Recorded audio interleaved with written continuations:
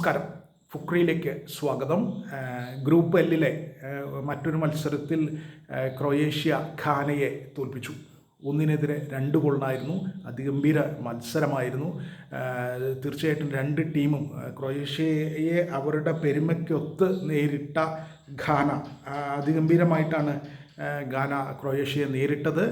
ഒരു സംശയവും വേണ്ട. ഘാന ഈ ടൂർണമെൻറ്റിലാകെ നല്ല കളിയാണ് കളിച്ചത്. യഥാർത്ഥത്തിൽ അവർ പനാമയെ തോൽപ്പിച്ചു 1 ഗോളിന്.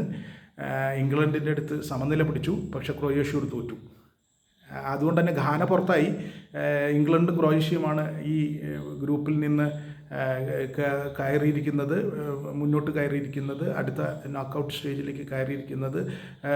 ഘാന 3-ാം സ്ഥാനത്താണ് ഉള്ളത്. ഘാനയെ സംബന്ധിച്ചിടത്തോളം ഇനി ഏറ്റവും മികച്ച 8 ടീമുകളിലൊന്നായി ഉൾപ്പെട്ട് നോക്കൗട്ടിലേക്ക് കടക്കുമോ എന്നത് കാത്തിരുന്ന് കാണേണ്ട കാര്യമാണ്. എന്തായാലും ഈ നിലവിലെ സാഹചര്യത്തിൽ ഘാന 3-ാം സ്ഥാനത്താണ്.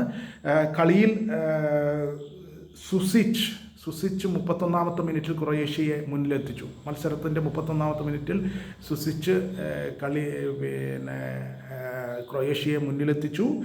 അതിനുശേഷം ആദ്യ പകുതിയിൽ ഗോളൊന്നും വീണില്ല. ആദ്യ പകുതിയിൽ 1 ഗോളിന് മുന്നിൽ എന്ന നിലയിൽ ക്രൊയേഷ്യ ആദ്യ പകുതി അവസാനിപ്പിച്ചു. രണ്ടാമത്തെ പകുതിയിൽ 73-ാമത്തെ മിനിറ്റിൽ ഘാന തിരിച്ചടിച്ചു ഗോൾ. 73-ാമത്തെ മിനിറ്റിൽ ലുക്കാസെന്നിലൂടെ ഘാന ഗോൾ തിരിച്ചടിച്ചു.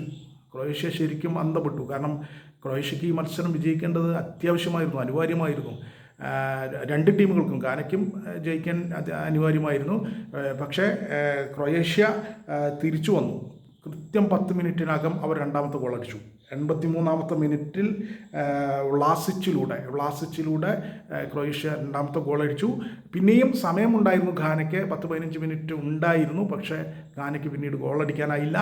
എന്തായാലും ക്രൊയേഷ്യ ജയിച്ചു, നോക്കൗട്ടിൽ എത്തിയിരിക്കുന്നു.